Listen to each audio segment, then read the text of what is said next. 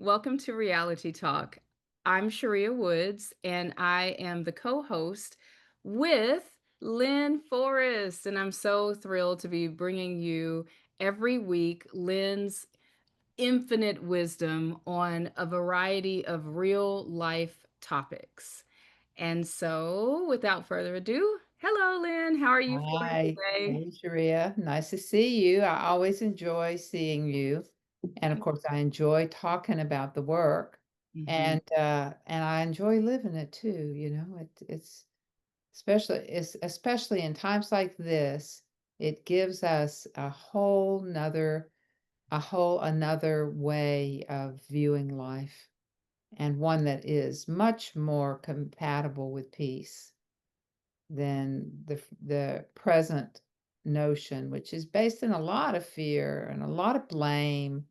And Yeah, nothing gets done in that atmosphere, when we're busier blaming somebody rather than looking for what we can learn from the situation and applying it. That's a different state of consciousness. It's not the other is the victim consciousness that, I see myself as a victim. I see others as victims that need me to save them. It's a maze of confusion and chaos when we get into that. And that's what the victim triangle is all about, Cartman's triangle that that man, psychiatrist, Dr. Cartman, I've had maybe two conversations with him in my life. And the first was when I called him up to thank him for the for the gift of that. And he told me that he had been watching a football game and these were the players on the he began to realize that everyone was in one of these three positions that this he turned it into a diagram. Every time we get into that victim mode of consciousness, uh, we're unhappy. And when this is what we do when we're unhappy, we play out our defense strategies. And really all the victim triangle is it's a collection of three major defense strategies, ways of protecting ourselves when we don't feel safe. Wow, that's fantastic. You just came in with the introduction right off the bat. I appreciate that. So, we're we are here and we are going to be sharing more about the guiding principles for life beyond victim consciousness. That is the book that Lynn wrote. It's written by Lynn Forrest. And I want to show you all, and we'll put a link if you'd like to purchase this if you have not already. Be great for you to get this and follow along as we come every week. But this is the triangle that these are the defense strategies you were referring to, right, Lynn? Right here. Absolutely. Yeah, those are the three roles that we play that when we get in defense mode. And the first place we go inevitably is the victim. We go into a victim mindset where we feel like we've been unfairly treated or we're at the mercy of or someone's doing something to us and hurting us in some way or taking something away from us or leaving us behind. They're doing something unhappy to us, and we're unhappy. And when we're unhappy, we may go any one of these three positions. We might go deeper into victim, where we go into complete collapse and helpless baby. When we teach it to kids, we use the frame the word rather the helpless baby for the to describe the victim. And children, by the way, get this so quickly. I mean, I have found that age 4 and up, they can grok this and not only understand what's being said, but apply it to their life right away. And they know who plays what defense strategies in their home and who in the family. I'll give a 15 or 20-minute orientation introduction and then ask the kids, do you see anyone in your family in any one of these roles? And man, the hands start waving. They're so eager to share that mama was a helpless baby on her way to to the program today.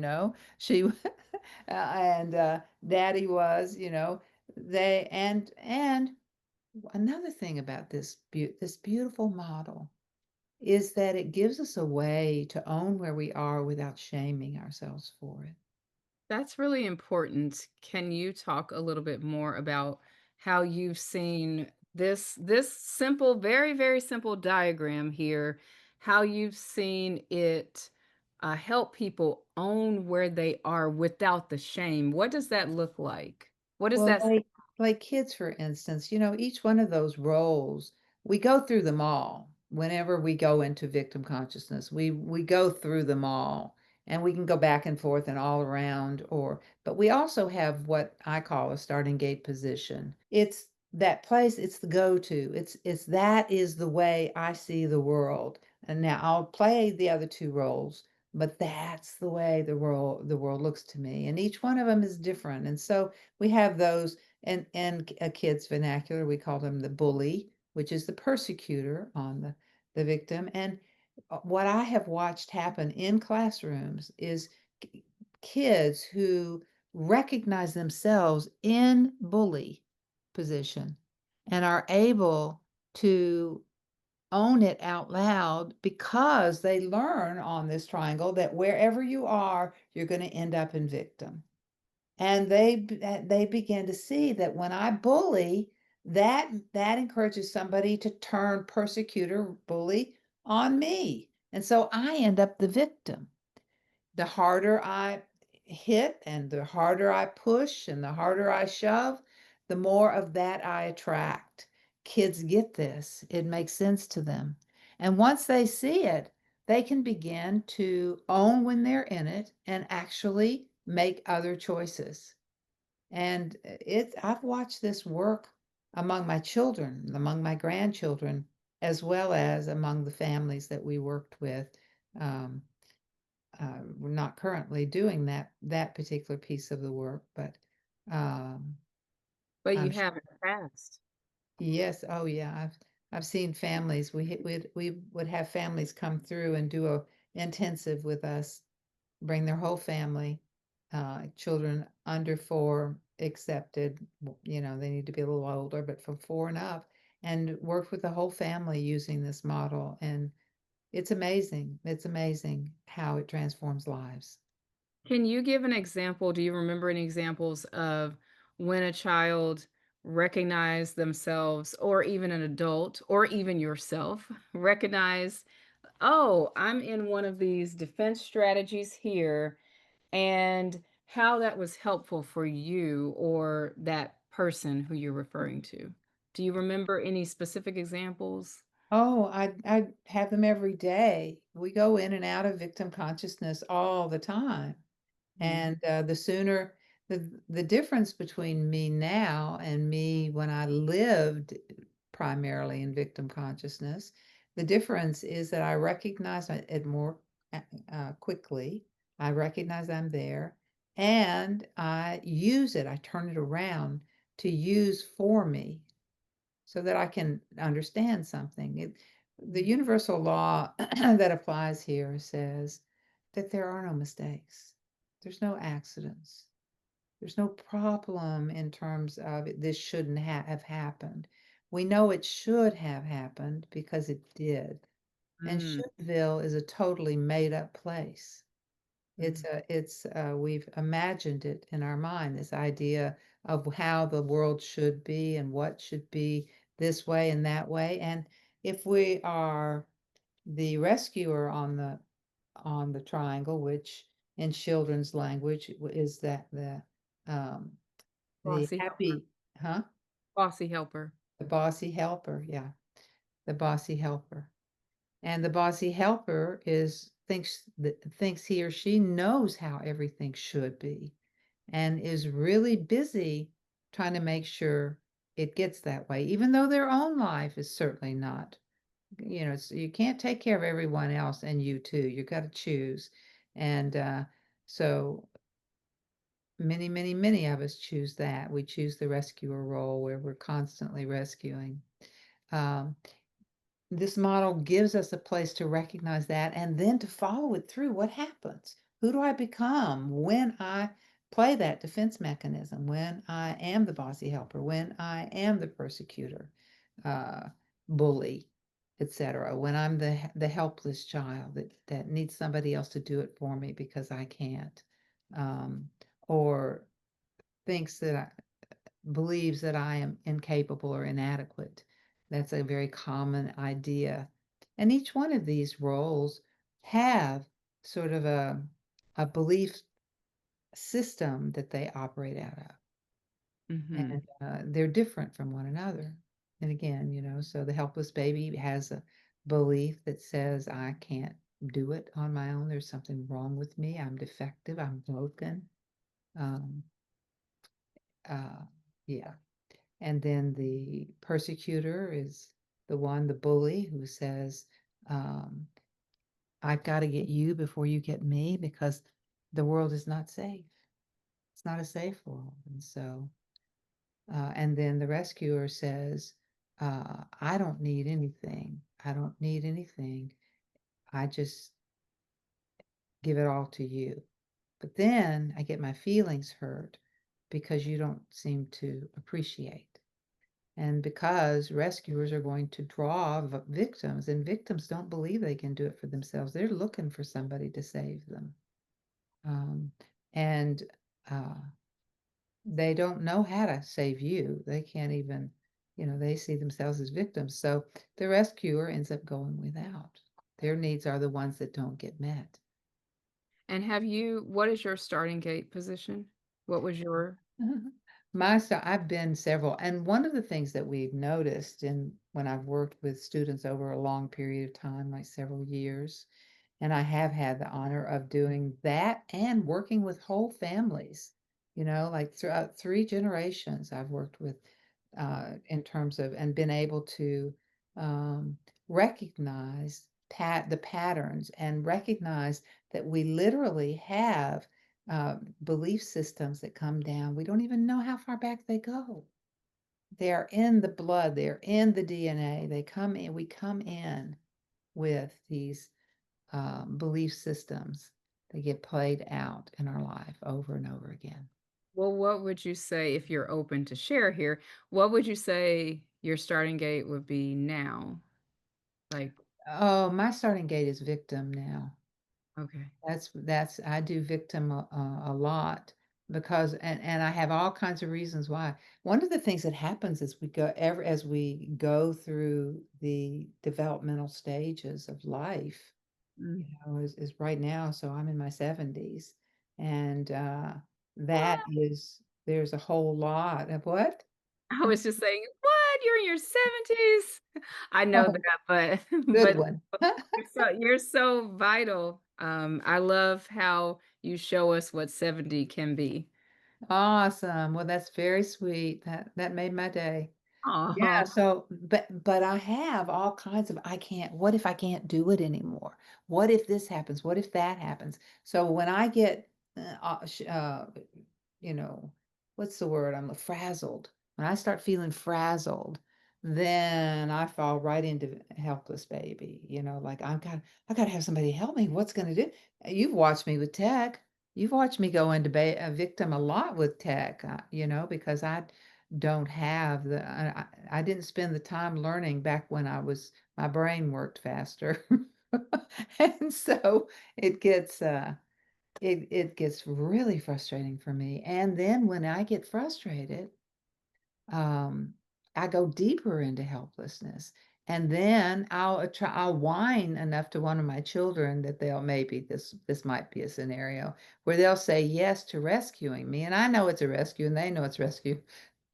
The other day I was doing that very thing with my daughter Chiquetta, who's worked with me for 20 years.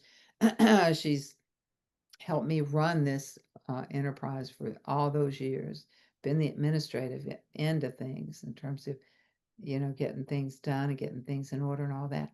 But she has gotten to where she has on a new career path. She's gone full time into teaching. She just doesn't have time to take care of mama anymore. And so I'm supposed to be in semi-retirement. This is what that looks like. That's not happening. But uh, you know, so Yes, I was not whining happening to her yet. about it. I was whining to her, not, I was just like, "Really, truly, I don't know. I've tried everyone to help," and she's laughing. She is laughing while while I'm telling her this, and then we both get to laughing because we see, and she doesn't buy that I can't figure it out, Mhm. and she knows she's gotta leave me to it.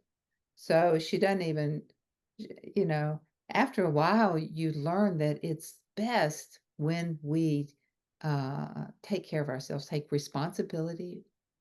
Self responsibility is like the number one thing. It's the number one requirement for freedom to Mhm. be to live a free life, we have to be willing to take ownership of when we're not in it. Because if we don't, we will never be in it because we'll just keep blaming it. Well, it's their fault. They didn't do that, and I couldn't have because of such and such. I was working with a client the other day and he, we did a guided imagery and he was upset with me because he said that I distracted him.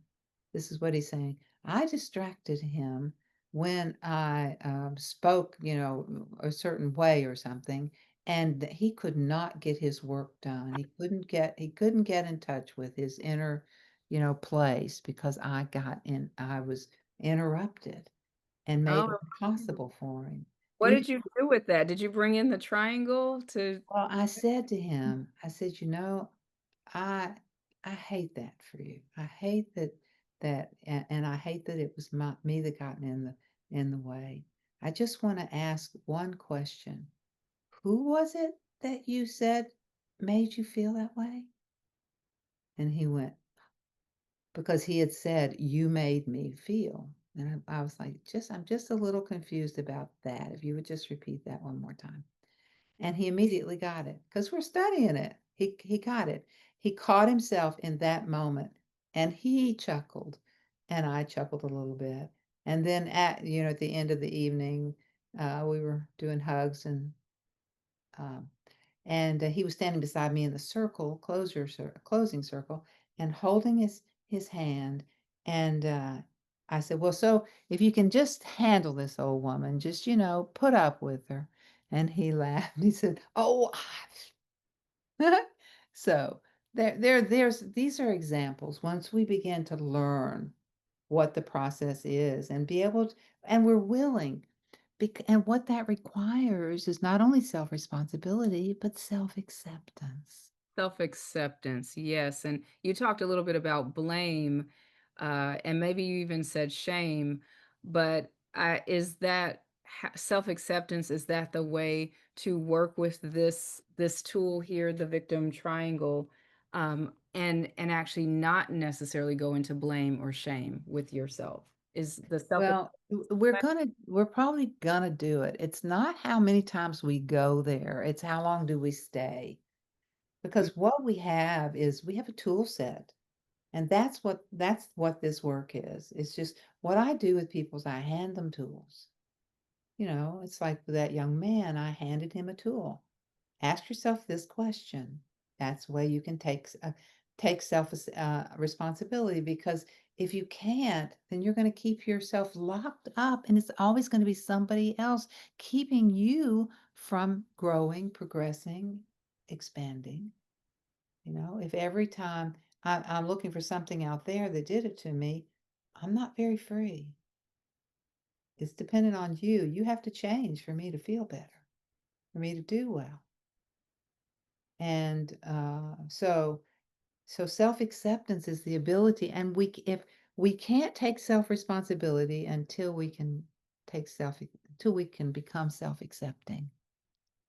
And because we're not going to be able to take responsibility because it's got to be somebody else's fault because I feel too bad about myself. If it's me, then I'm like, that means I'm defective. That means I'm wrong. And that means something's wrong with me. And I just would rather it be you than me. You be the one. I'll blame you. And then, you can get busy if you're a good rescuer. You can get really busy trying to make me okay. And I can't tell you how. rampant that is on every level in our world. By the way, these principles work whether you're talking about an individual or a couple or a family or a country. So when you say these principles, do you mean the guiding principles or do you mean the way that this triangle works? Well, Which both, Mm. both.